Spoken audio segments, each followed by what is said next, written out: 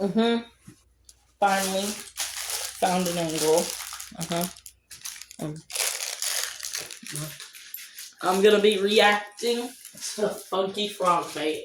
One of many. Oh, wait. The dawn of the internet prankster age was one of the worst calamities to befall the American public. Yes. That's right. Maybe even worse than that one. Everyday citizens walk the streets, terrified of suddenly finding themselves at the business end of a cheap microphone held by a self-proclaimed influencer, and Natalie Reynolds is just one of many cloud-chasing goblins lurking in the shadows. Did you take pictures of my As I was scrolling through Twitter in bed the other day, which, much like visiting your aging grandmother on hospice, gets sadder and sadder every time, I found a pretty disturbing video. Which, yeah, no duh, finding a disturbing video. So, we're not even a minute in, and I can already see where this TikToker is gonna be going. It's gonna be a train wreck. The wholesomeness is gonna start up here, then it's gonna... Yeah. That's what happened to the wholesomeness right now. It literally just did a nosedive straight into the ground. Yeah. Anyways, let's continue. On Twitter is a lot like finding expired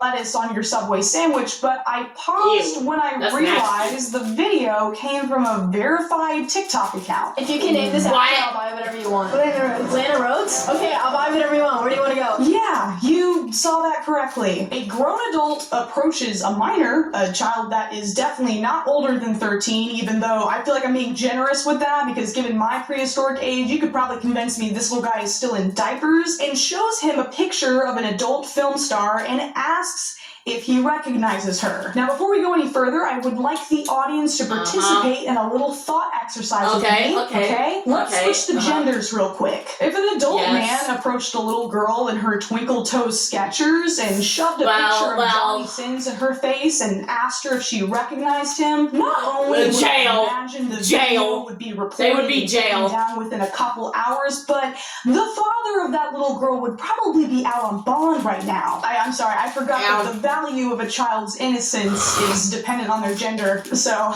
silly me, never mind, let's move on. How do you know who that actor is? Do you watch her a lot? Yes. Okay. He said yes very confidently. You want shoes? Oh, you knew it right away. You want those? Yes. Let's get them. Can you hit the dab? Thank you. Here's your shoes.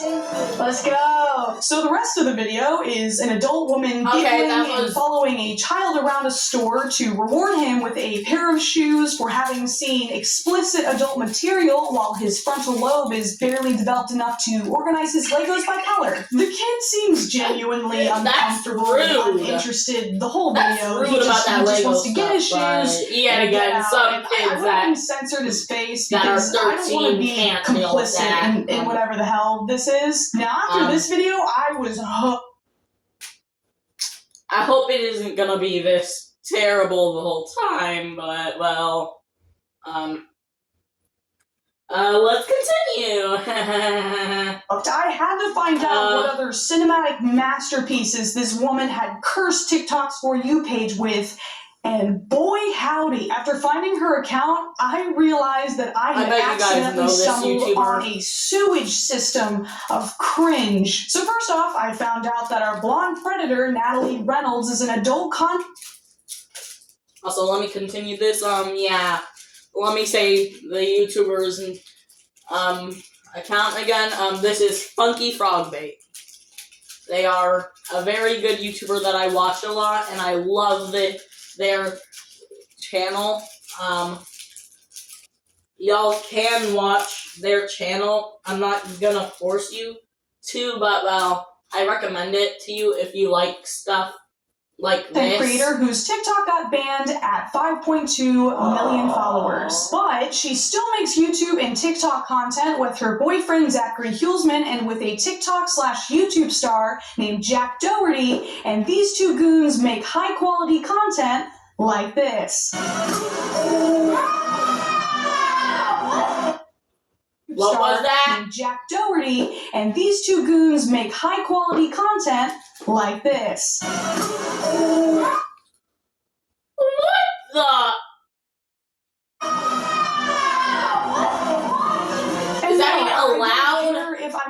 their last names correctly because preparing for this video has caused me so much psychological damage that I'm not even sure I'll be able to pronounce my own name correctly. Looking at these guys,